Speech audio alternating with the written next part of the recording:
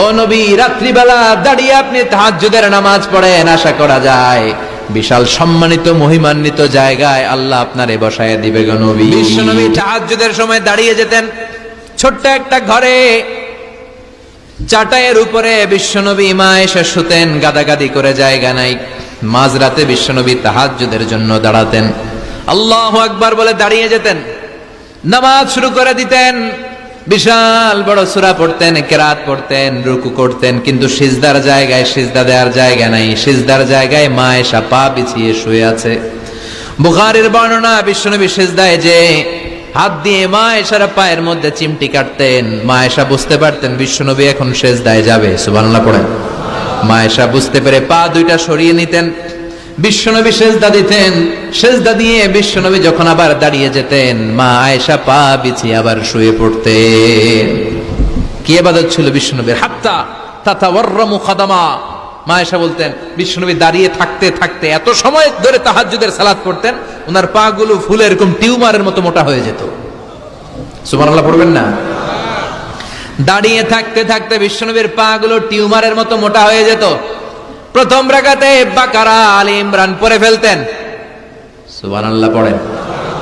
বিশ্বনবীর পা যেন ফেটে যাবে, এভাবে হাত বেঁধে দাঁড়িয়ে থাকতে থাকতে বিশ্বনবীর হাতগুলো বাঁকা হয়ে যেত, ব্যথা হয়ে যেত। বিশ্বনবী তখন হাত দুইটা ছেড়ে দিতেন। আবার যখন এনার্জি ফিরে পেতেন, যখন বিশ্বনবীর ভাল লাগতো, আবার হাত বাঁধতেন। পড়েন সুবহানাল্লাহ। তার মানে হাত ছেড়ে দিও নামাজ পড়া যায়। হাত ছেড়ে দিও। মালিকি মাযহাবের কিছু স্কলাররা ওনারা মত নিয়েছে, ওনাদের অনুসারীরা এরসাল করে, আমাদের দেশে কেউ বাদে এইভাবে, কেউ এইভাবে, কেউ এইভাবে। মালিকিরা বাদেই না, কেউ বাদবই না, কি করবি কর, আছে না নাই? আপনি যদি হজ করতে যান মক্কা মদিনায় এই আমলগুলো দেখতে পারবেন। এটা সুন্নাত একটা আমল। হাত ছেড়ে দিলেও যেখানে সালাত হয়ে যায় ওই জায়গায় কই বাঁধবে এই নিয়ে কিলাকিলি আছে না নাই? উপরে না নিচে, আমিন জোরে না আসতে, আছে না নাই? বিশ্বনবী লম্বা সময় দাঁড়িয়ে তাহাজ্জুদ পড়তেন। তাহাজ্জুদ পড়লে আপনার মর্যাদা বাড়ায় দিবে কে? সাইয়েদনা জিবরাইল বললেন ইন্না শারাফাল মুমিন ফি কিয়ামিল লাইল।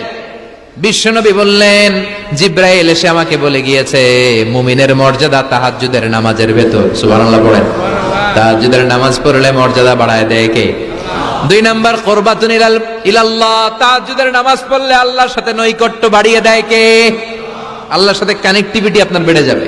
আমাদের দুনিয়াতে সব জায়গায় কানেক্টিভিটি আছে। এমপির সাথে হাত আছে, চেয়ারম্যানের সাথে হাত আছে, ওই এসআই এর সাথে হাত আছে, পুলিশের আইজির সাথে হাত আছে, কিন্তু আল্লাহর সাথে হাতটা নাই। কথা কন। আসল জায়গায় কানেকশন লাগানো দরকার। চিল্লায় বলেন ঠিক কি না?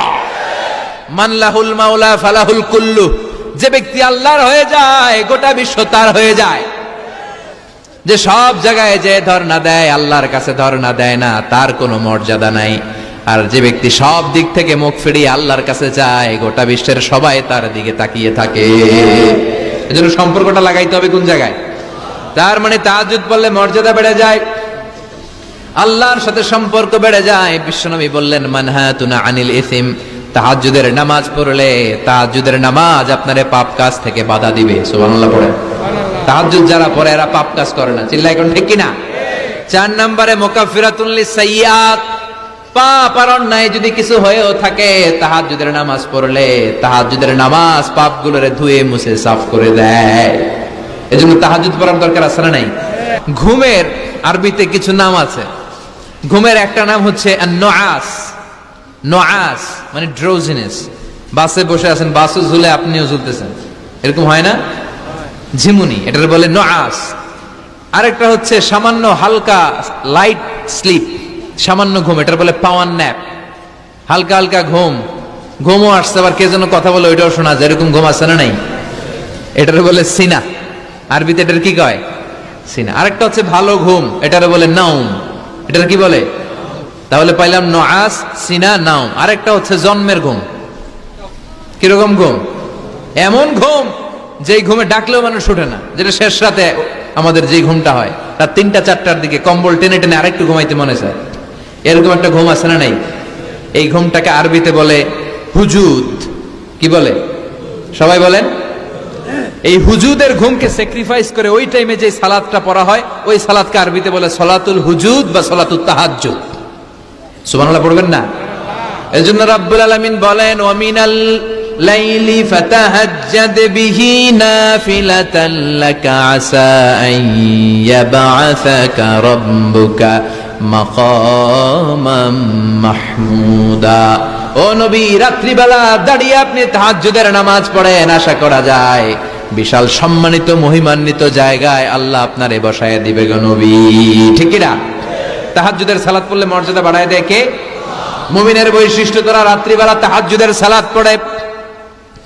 ইমানদারদের বৈশিষ্ট্য, তারা হলো ফুরসানান নাহার রুহবানাল লাইল। রাত্রিবেলা তাহাজ্জুদের যায় নামাজে কান্নার ঝড় তোলে, দিনের বেলায় ঘোড়া হাঁকিয়ে জিহাদের ময়দানে জিহাদ করে। ঠিক কি না? দিনের বেলায় চলবে কি? জিহাদ। এজন্য বিশ্বনবীর প্রথম প্রশিক্ষণ নিতে বললেন আল্লাহ, কুমিল লাইলা ইল্লা কালিলা।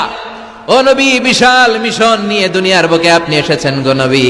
প্রথম প্রশিক্ষণ যেটা নিবেন, রাত্রিবেলায় দাঁড়িয়ে দাঁড়িয়ে তাহাজ্জুদের প্রশিক্ষণ। বিশ্বনবীর আদেশ করলেন কে? কিসের আদেশ?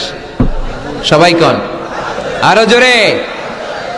ওই মুহূর্তটা তাহাজ্জুদের সময়টা এমন সময়, ইয়ানজিলু রাব্বুনা ইলা সামাইদ দুনিয়া, রব্বুল আলামিন আরশের উপর থেকে দুনিয়ার আকাশে নেমে আসে। নেমে আসে মানে বিশেষ একটা মনোযোগ দেয়, আর দুনিয়াবাসীরা ডেকে ডেকে বলে, গোলাম আলা মিন মুস্তাগফিরিনা গফির আলা। কার ক্ষমা লাগবে ক্ষমা চাও, সব গুনাহ আমি ক্ষমা করে দেব। আলা মিন মুস্তারজিকিন আরজুকালা, কার কি লাগবে আমার কাছে চাও, সব আমি দিয়ে দেব। আল্লাহু আকবার। আলা মিন মুস্তাকসিন আকসুলা, যার জামা দরকার জামা চাও, জামা দেব। ক্ষমতা দরকার ক্ষমতা চাও, ক্ষমতা দেব। নেককার স্ত্রী দরকার, নেককার সন্তান দরকার, সন্তান চাও, সন্তান দেব। সব দেয়ার মালিক কে? কেউ যেটা পারে না পারে কে? কেউ যেটা দেয় না দেয় কে? কেউ যেটা বোঝে না বোঝে কে? আল্লাহ শেষ রাতে আম করে ডাকে, দেয়ার জন্য ডাকে, কিন্তু চাওয়ার সময় আমাদের নাই। উনি দেয়ার জন্য প্রস্তুত, কিন্তু এটা তো নেওয়ার লোক লাগবে। কথা কন।